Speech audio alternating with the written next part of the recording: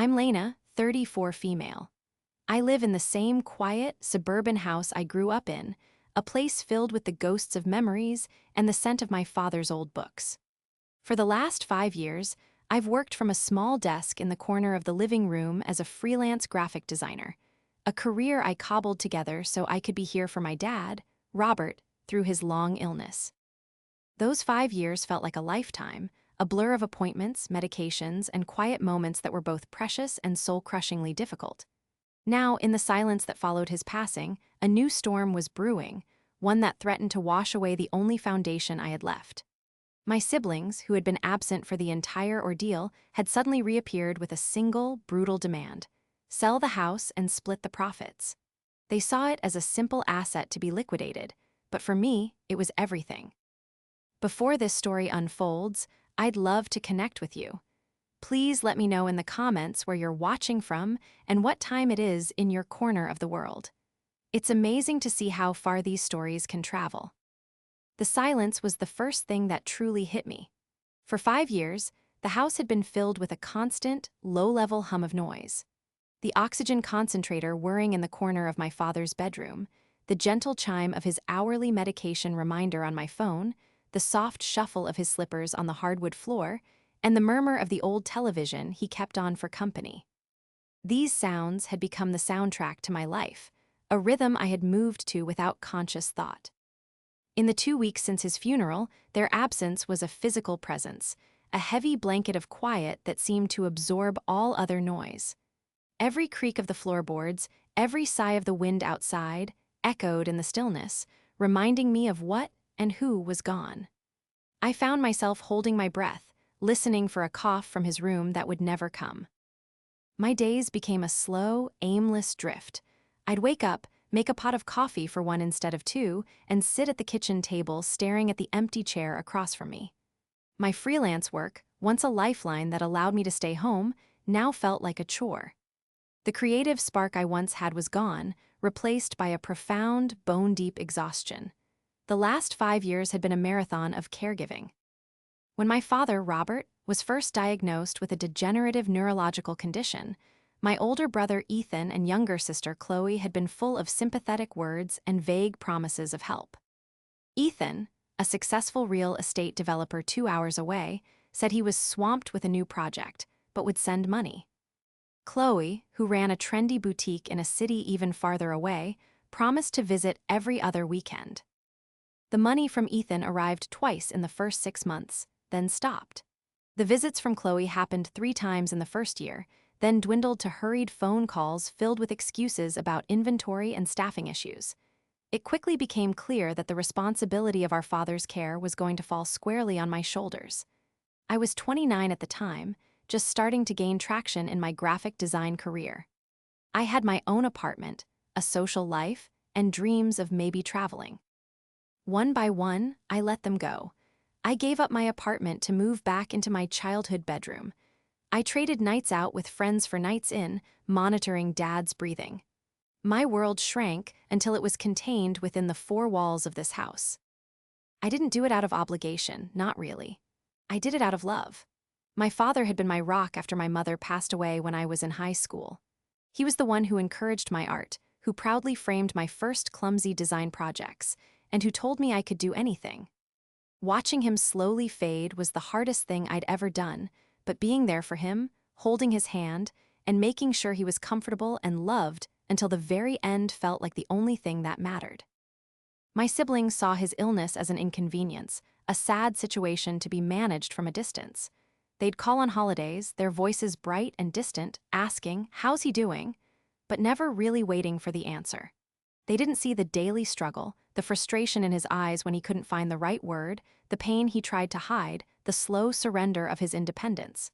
They didn't sit with him through the long nights or learn the complex dance of his medications. They weren't there. I was. In the immediate aftermath of his death, they descended for the funeral, cloaked in black and performing their grief for relatives and old family friends. Ethan stood tall and stoic, accepting condolences with a firm handshake.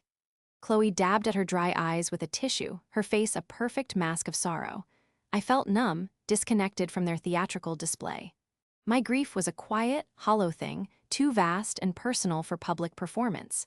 They stayed for 2 days, moving through the house like strangers, commenting on the worn furniture and the peeling paint on the window frames. "This place could really use some work," Ethan had remarked, running a hand over the scuffed banister. "The market's hot right now. We could get a great price for it with a few minor upgrades."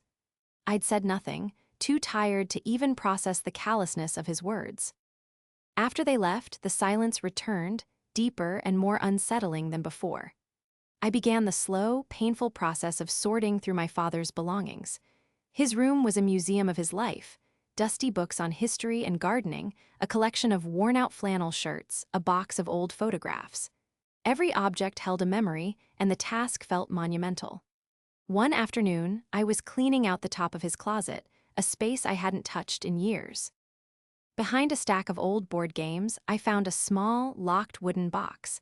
I recognized it instantly. It was his keepsake box, where he kept old letters, his military service medals, and other small treasures. The key was always on his dresser, in a small ceramic dish. With trembling hands, I retrieved the key and opened the box. Inside, nestled among yellowed letters and a few faded photos, was a worn, leather-bound journal. I had never seen it before. His handwriting, a familiar, elegant script, covered the first page. The date was from just after I had moved back in. My heart pounded in my chest as I sat on his bed and began to read. I didn't know it yet, but the words in that journal would change everything. They were a voice from the past, a final message from my father that would arm me for the battle that was about to begin. A week after I found the journal, my phone rang. It was Ethan. His tone was brisk, devoid of the phony sympathy he'd adopted at the funeral. "Lena, hi, hope you're holding up," he began, the words a perfunctory courtesy.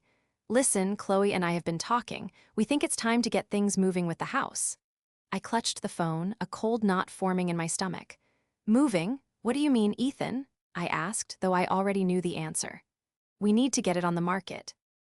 "Now," he said, his voice taking on the sharp, commanding edge he used in his business dealings.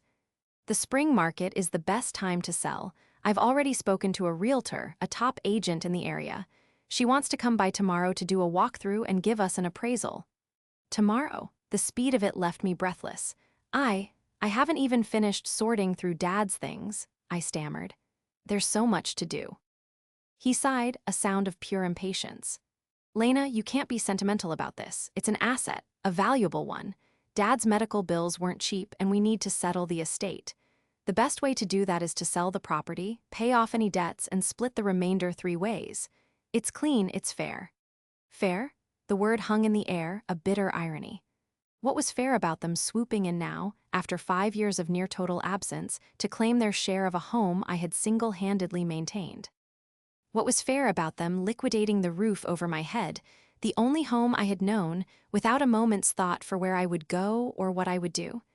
"It's my home, Ethan," I said, my voice quiet but firm. "I live here." "It was Dad's home," he corrected sharply. "And we're all his children. We all have an equal right to it. You've been living there rent-free for 5 years, Lena. You should be grateful. Consider it back pay for your efforts." The condescension in his voice was like a slap in the face. Efforts. That's what he called the nights I spent awake, worried sick. That's what he called the career I had put on hold, the friends I had lost touch with, the life I had sacrificed. An effort. "I have to go," he said, cutting off any response I might have had. "The realtor will be there at 10 a.m. Just make sure the place is tidy." The line went dead. I stood in the kitchen, the phone still pressed to my ear, shaking with a mixture of grief and rage. It wasn't just about the house anymore. It was about the complete and utter dismissal of my sacrifice. To them, I wasn't a sister who had cared for our dying father. I was a glorified house-sitter, an obstacle in the way of their inheritance. The next morning, a sleek black SUV pulled into the driveway precisely at 10. A woman in a sharp pantsuit, the realtor, stepped out, followed by Ethan and Chloe. They had driven down together, a united front. Chloe avoided my eyes, busying herself with her phone, while Ethan strode towards the front door as if he owned the place, which in his mind he partly did. The realtor, a woman named Brenda with a plastic smile and predatory eyes, swept through the house, her heels clicking on the floorboards. She made notes on a tablet, murmuring about good bones and excellent potential. "We'll need to declutter, of course," she said, gesturing vaguely at my father's armchair. "Neutral paint, some. Staging, we can get top dollar for this location." Ethan nodded eagerly, a shark scenting blood. "What do you think, Brenda? Ballpark?" She named a number that made Chloe's eyes widen. It was a significant amount of money, enough to make them feel justified in their callousness. They started talking about the house as if I wasn't even there, pointing out what they would change, what they would tear down.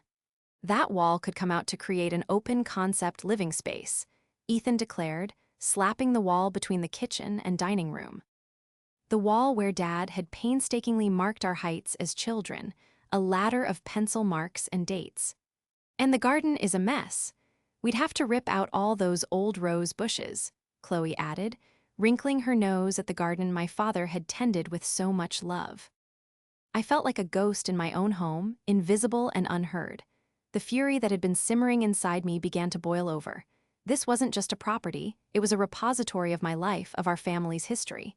They were talking about erasing it, sanitizing it for strangers, all for a paycheck. Finally, I couldn't take it anymore. "Stop," I said, my voice louder than I intended. All three of them turned to look at me, surprised. "Just stop. You can't do this." Ethan's face hardened. "Lena, don't be dramatic. We've already discussed this. The decision is made." "You made a decision," I shot back. "You didn't ask me. You told me. You ambushed me. I was his caregiver for 5 years. 5 years, where were you?" Chloe finally looked at me, a flicker of guilt in her eyes before it was extinguished by defensiveness. "We had our own lives, Lena, our jobs, our families. It wasn't that simple." "My life wasn't simple either," I cried, the words tearing from my throat. "I put everything on hold. I did it because he was our father and he needed someone. I did it because I loved him. And this is how you repay me? By making me homeless." Ethan stepped forward, his expression cold and dismissive. "You're not homeless. You're getting a third of a very valuable asset. That's more than enough to get you a nice little apartment somewhere. This is business, Lena. It's time to be an adult about it." The word business was the final straw. He had reduced our family, our father's memory, and my 5 years of devotion to a simple transaction.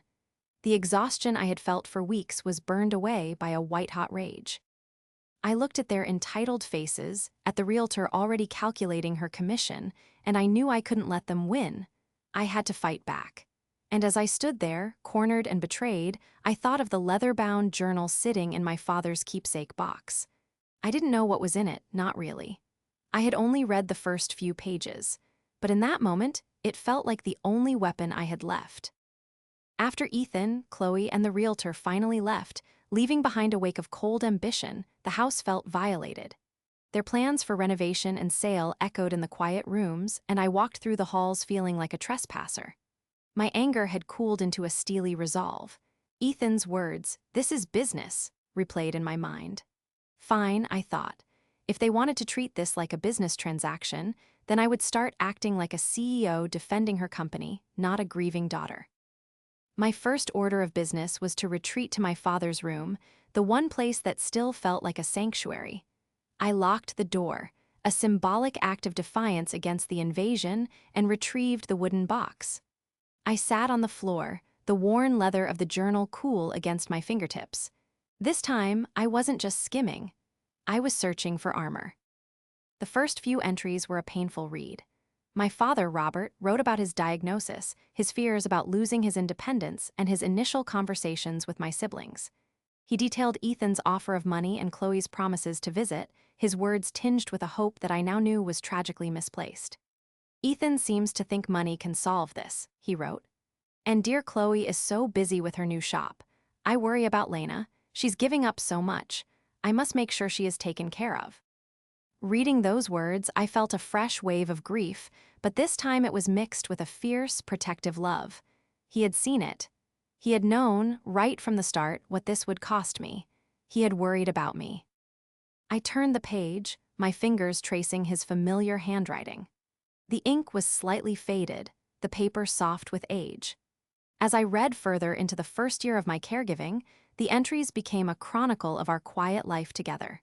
He wrote about the small things: the way I learned to make his coffee just right, the afternoons we spent watching old black and white movies, the patience I showed when he struggled to explain what he needed. He described my freelance design projects, taking pride in my work even as his own world was shrinking. Lena sold a logo design today to a company in Califo. Arnia, one entry read. She works so hard at that little desk in the living room, she never complains. I see the tired lines around her eyes, though. I see what she's hiding. The journal was filled with his observations of my siblings' growing distance. He documented the missed calls, the flimsy excuses, the weeks that turned into months without a visit. There was no anger in his words, only a deep, weary sadness. Spoke to Chloe today, he wrote about 2 years in. She was at a trade show in Las Vegas, said she was thinking of me. I don't think they understand. They live in a different world now, a world of speed and ambition. This house, this slow life, is a place they visit in their memories, not in person. It was a perfect, heartbreaking summation of the truth. They had moved on, and we had been left behind. As I delved deeper into the journal, I noticed a shift in his writing. The sad resignation began to be replaced by a sense of purpose. He started mentioning conversations with his old friend Mr. Davies, the estate lawyer. Met with Howard Davies today, an entry from 3 years ago noted. We discussed my will. Ethan and Chloe are well established. They have their own homes, their careers. Lena has this home. She has poured her life into these walls, into me. That must be honored. My breath caught in my throat. He had been planning something. He had been thinking about this, about the aftermath, about protecting me. The narrative I had in my head that I was a forgotten soldier left behind after the war was wrong. I hadn't been forgotten at all. I had been seen.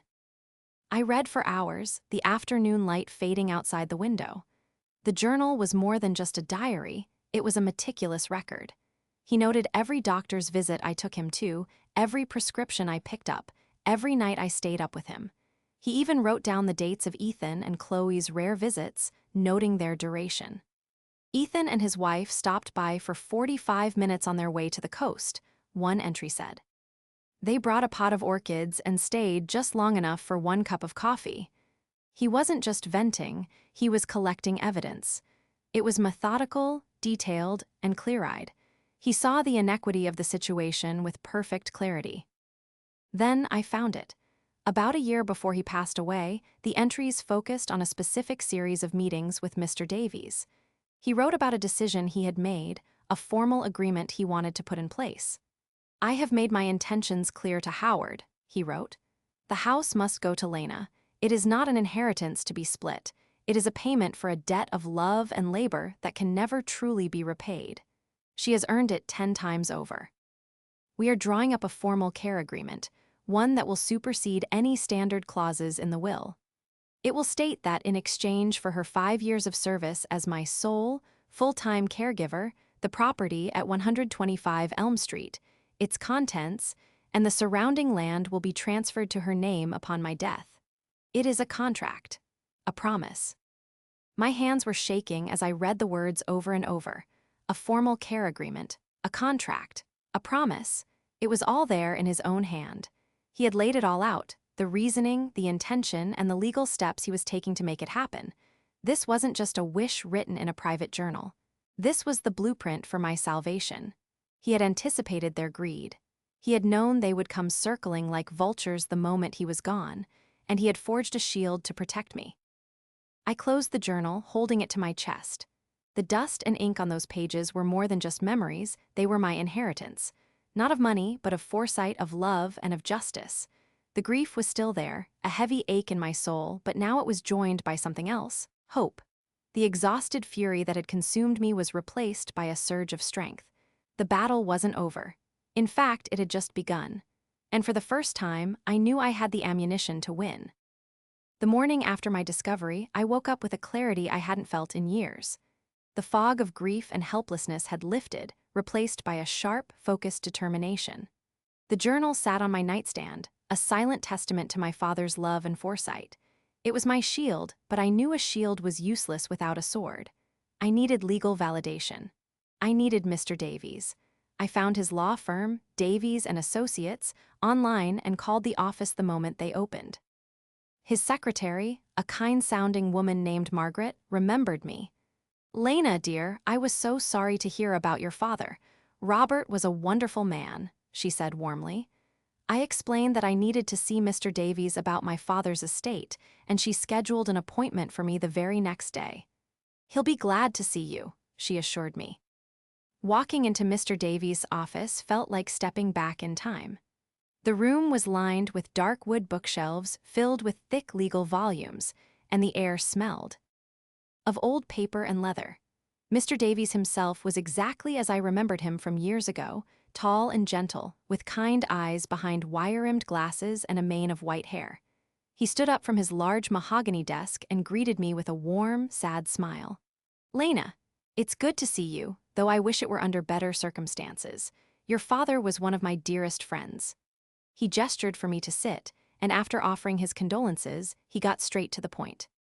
"I received a call from your brother, Ethan," he said, his expression becoming more serious. "He was eager to begin the probate process.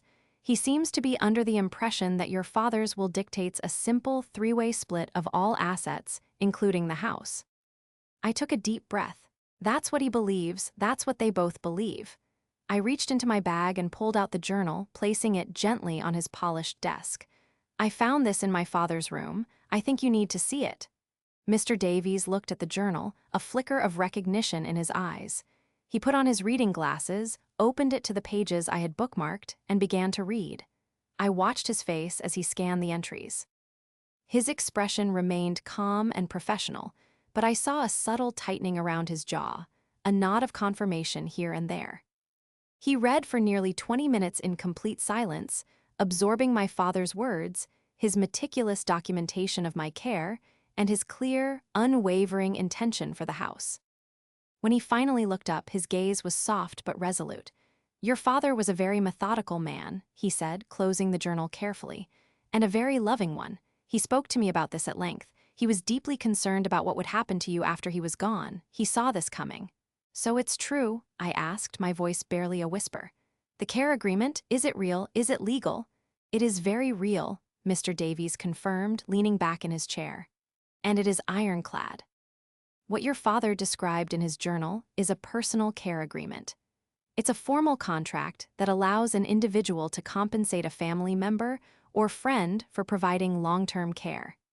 In this case, your father structured it so that his payment to you for 5 years of dedicated, full-time service would be the deed to the house.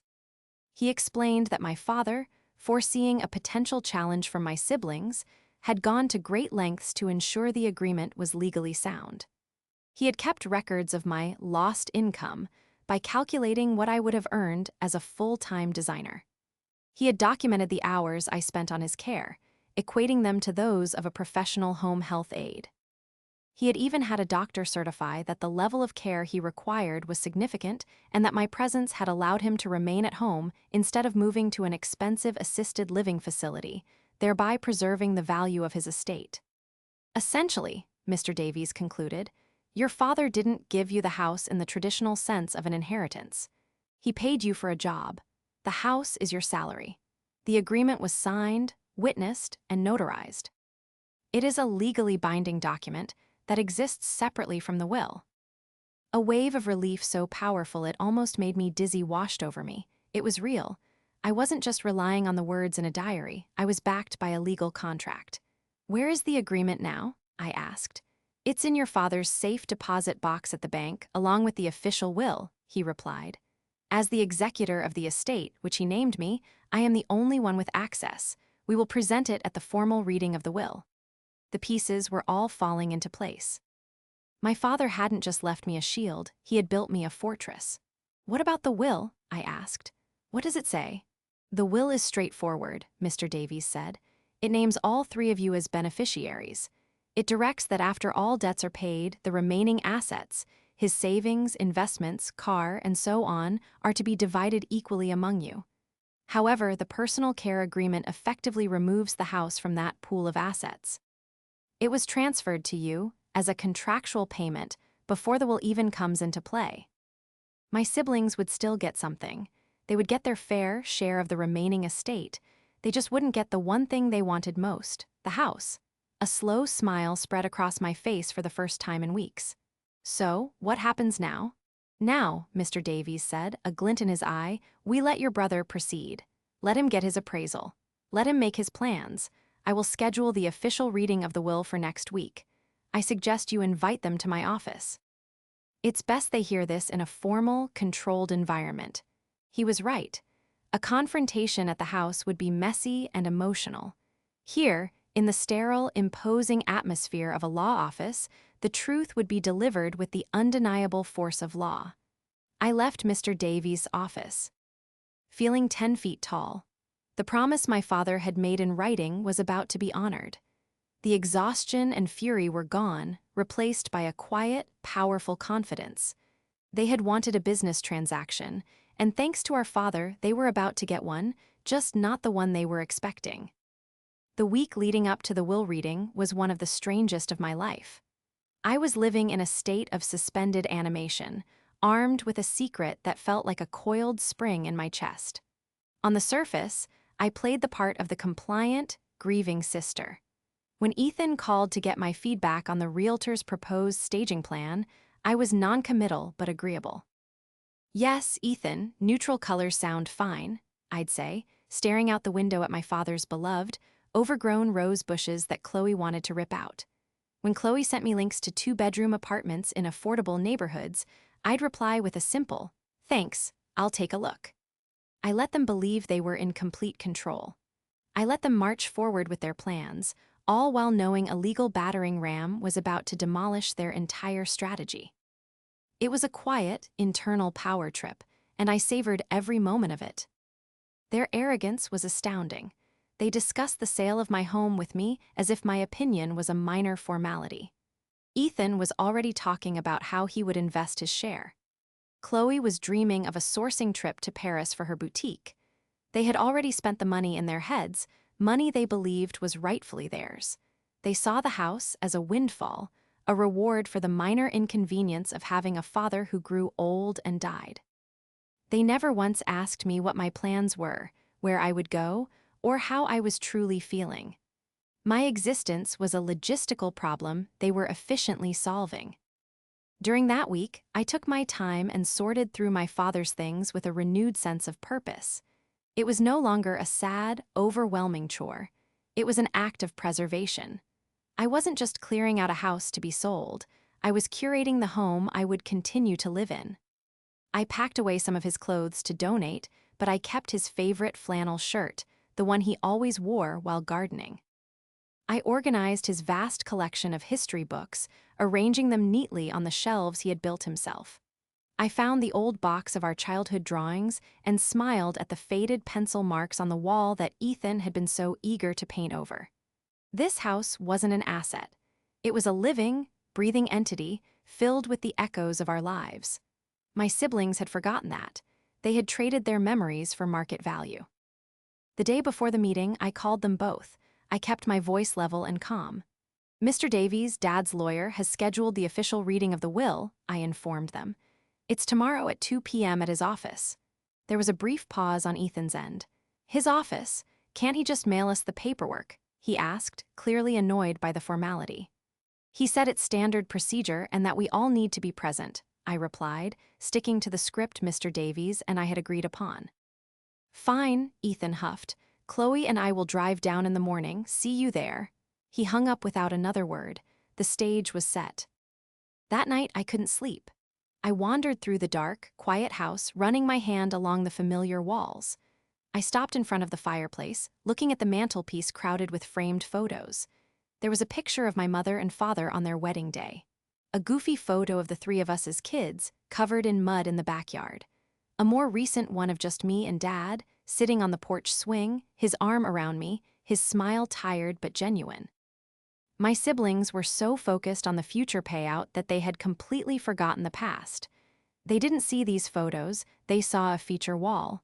They didn't see the garden, they saw curb appeal. I felt a pang of sadness for them, for what they had lost. Not money, but connection.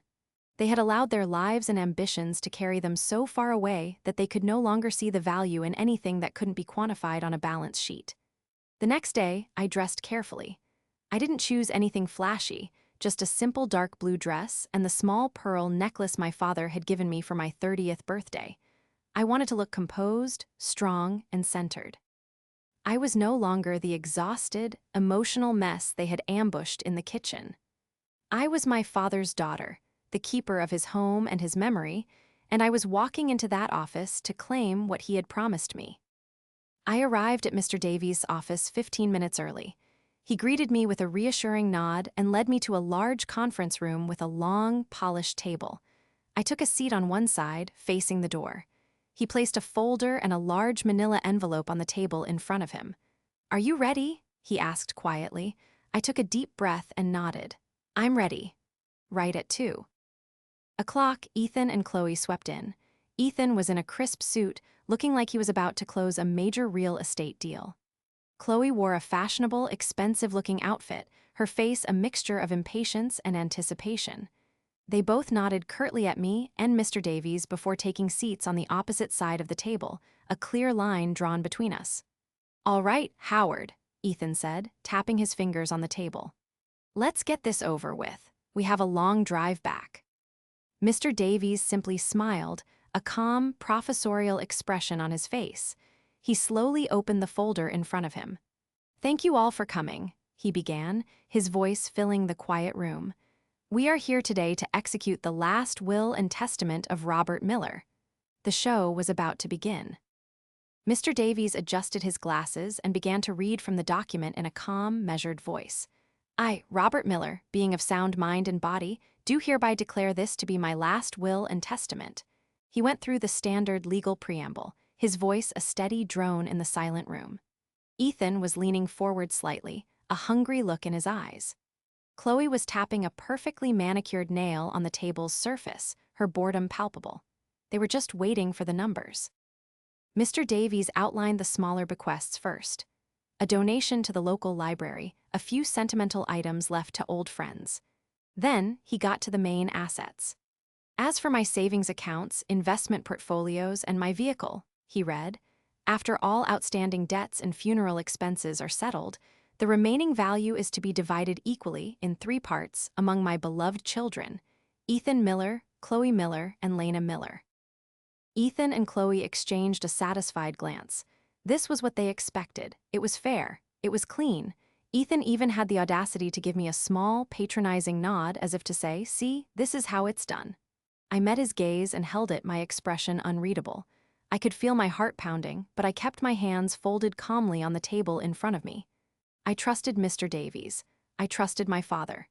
"Now," Mr. Davies said, pausing for dramatic effect as he set the will aside, "we must address the matter of the primary residence, located at 125 Elm Street." This was it. Ethan sat up straighter. Chloe stopped tapping her nail. "As the will does not specify the disposition of the property," Ethan interrupted, unable to help himself, "the standard procedure is to sell it and add the proceeds to the distributable estate to be split 3 ways. I've already had it appraised, Howard. We can have it on the market by Friday." Mr. Davies held up a hand, silencing him. "That would be the standard procedure, Ethan, yes," he said smoothly. "However, in this case, the property is not part of the distributable estate. Therefore, the will has no jurisdiction over it." A confused frown creased Ethan's forehead. "What are you talking about? Of course it's part of the estate. It was Dad's biggest asset." Chloe looked from her brother to the lawyer, her brow furrowed in confusion. "Mr. Davies," she said, her voice uncertain. "I don't understand." Mr. Davies didn't answer them directly. Instead, he reached for the large manila envelope. "Your father was a meticulous man," he began, his eyes moving from Ethan to Chloe. "He was also acutely aware of his circumstances in his final years. He knew that his care required a significant, full-time commitment, a commitment that prevented his primary caregiver from pursuing a traditional career and earning a living." He looked directly at me for a moment, and his expression was full of warmth. "To that end," he continued, pulling a thick, official-looking document from the envelope, 5 years ago, your father and Lena entered into a legally binding contract. It is a personal care agreement. He slid a copy of the document across the polished table toward Ethan and Chloe. Ethan snatched it up, his eyes scanning the first page with frantic speed. "What is this?" he muttered. "This agreement," Mr. Davies explained, his voice firm and clear, "stipulates that in exchange for her services as his sole, round-the-clock caregiver for a period of 5 years, services which saved his estate hundreds of thousands of dollars in professional health care costs, Lena was to be compensated." Ethan's face was turning a pale, sickly color as he read. Chloe was leaning over his shoulder, her mouth slightly agape. "The form of this compensation," Mr. Davies delivered the final blow, "agreed upon and signed by your father, witnessed and notarized, was the full and unencumbered title to the property at 125 Elm Street, to be transferred to her name upon his passing. The house is not an inheritance. It is Lena's payment for services rendered.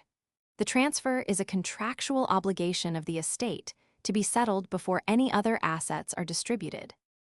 The silence in the room was absolute. It was as if all the air had been sucked out. Then and slammed the document down on the table. "This is absurd," he exploded, his face now a blotchy red. "You can't be serious. He was her father. You don't get paid for taking care of your own family." "You didn't," I said, my voice quiet but cutting through his rage like a knife. "I did. For 1,825 days, I did." "This is ridiculous. We'll contest this." Ethan snarled, looking at Mr. Davies. "This is elder abuse. She obviously manipulated him." Mr. Davies didn't flinch. "I would advise against that, Ethan," he said, his tone icy. "I personally oversaw the creation of this document. Your father was of perfectly sound mind. In fact, I have a signed affidavit from his primary physician attesting to his cognitive state at the time of the signing. Your father also kept meticulous records, a journal, in fact, detailing his reasoning, his gratitude for Lena's care, and his disappointment in the lack of support from his other children. Should you choose to contest this, that journal would become evidence in a court of law. I assure you, it would not paint you or your sister in a flattering light." Chloe sank back in her chair, her face ashen. She looked at me, truly looked at me for the first time. I saw not anger, but a dawning, horrified understanding. Ethan, however, was beyond reason. He stood up, knocking his chair back. "This is a joke, a complete joke." He pointed a shaking finger at me. "You planned this, you stole our inheritance." "No, Ethan," I replied, standing to meet his gaze. "I earned my home, you are still getting your inheritance. You'll get your third of everything else. It's clean and it's fair. Isn't that what you wanted?" I threw his own words back at him, and for a moment he looked like I had physically struck him. He opened his mouth, then closed it again, sputtering with speechless fury. Without another word, he turned and stormed out of the conference room. Chloe hesitated, her eyes welling with tears. She looked at me, then at the door her brother had disappeared through. Finally, she gathered her purse and scurried out after him, a loyal lieutenant to the very end. The door clicked shut behind them, leaving me alone with Mr. Davies in the profound, victorious silence. In the aftermath of the meeting, the silence from my siblings was as absolute as their rage had been in Mr. Davies' office. I expected angry phone calls, threatening texts, maybe even a legal letter. But there was nothing. It was as if, by leaving that conference room, they had exited my life completely. Mr. Davies handled the rest of the estate's affairs with quiet efficiency. The official transfer of the deed into my name was completed within a few weeks. The rest of my father's assets were liquidated, and checks for 1/3 of the value were mailed to Ethan and Chloe. They cashed them without comment. Their silence was its own kind of victory. It was an admission of defeat. They knew they had no legal standing, and thanks to my father's journal, they knew any public fight would expose their neglect for all to see. Their pride couldn't handle that. The first few weeks of living in what was now officially my house were surreal. I would wake up in the morning and wander from room to room, a sense of disbelief warring with a deep, profound peace. For 5 years, I had been a caregiver, a steward of my father's home. Now I was its owner. The responsibility felt different, less like a burden and more like a privilege. The house was no longer just a place of sad memories and exhausting duties. It was a foundation, a starting point for my own future. My future. It was a concept I hadn't allowed myself to think about for a very long time. I started making small changes. I moved my graphic design workspace from the cramped corner of the living room into the spare bedroom, creating a proper office for the first time. I bought a new, comfortable chair and a large monitor, investing in the career I had put on the back burner. New clients started coming in, and I poured my renewed energy into my work. The creative spark I thought had been extinguished came roaring back to life. One sunny Saturday, I tackled the garden. I spent the entire day pulling weeds and trimming back the overgrown bushes, just as Chloe had wanted. But instead of ripping out my father's old rose bushes, I carefully pruned them, feeding them and tending to their roots. A few weeks later, they exploded in a riot of color, deep reds, soft pinks, and bright yellows. They were more beautiful than I had ever seen them. It felt like a thank you from my dad. One evening, about 2 months after the will reading, there was a tentative knock on the door. I was surprised to find Chloe standing on my porch, looking small and uncertain. It was the first time I had seen her since she'd fled the lawyer's office. "Can I come in?" she asked quietly. I hesitated for a moment, then stepped aside and let her in. We sat in the living room, in the same chairs where we had sat as C. "Hildren, I'm not here to fight," she said, twisting the strap of her purse. "Ethan is. He's still furious. He says he'll never speak to you again." "And you?" I asked. She looked down at her hands. "I was angry too. At first, I felt like you tricked us, but then, after I got back home, I started to think about Dad, about the last few years." Her voice broke and a tear rolled down her cheek. "He was right. We weren't there. I was so caught up in my own life, the boutique, everything." I told myself I was too busy. But that was an excuse. I was scared. I didn't want to see him getting sick. It was easier to stay away. "You were the brave one. You stayed." "I did what I had to do," I said softly. "No," she shook her head. "You did what we should have done with you. I'm sorry, Lena. I'm so sorry." It was the apology I never thought I'd get. It didn't erase the years of neglect or the pain of the ambush, but it was a start. It was a crack in the wall of resentment that had stood between us. We talked for over an hour, a real conversation, for the first time in years. She told me about the pressures of her business, and I told her about the loneliness of caregiving. We didn't solve everything, but we began to rebuild a bridge. She left that night with a hug and a promise to call. And she did. I never heard from Ethan again, and I was okay with that. Some relationships are not meant to be salvaged. My relationship with Chloe, however, began a slow process of healing. She started visiting once a month, not out of obligation, but because she wanted to. We work in the garden together or sit on the porch and talk. We were finding our way back to being sisters. The house is no longer silent. It's filled with the sound of my keyboard clicking, music playing from a speaker, and the laughter of friends I've reconnected with. Sometimes, in a quiet moment, I still feel my father's presence. I see him in the blooming roses, I hear him in the creak of the floorboards, I feel him in the solid, comforting walls of the home he made sure was mine. He gave me more than a house. He gave me justice, he gave me security, and he gave me the chance to finally, truly, build a life of my own. He gave me a home, reclaimed and filled with peace.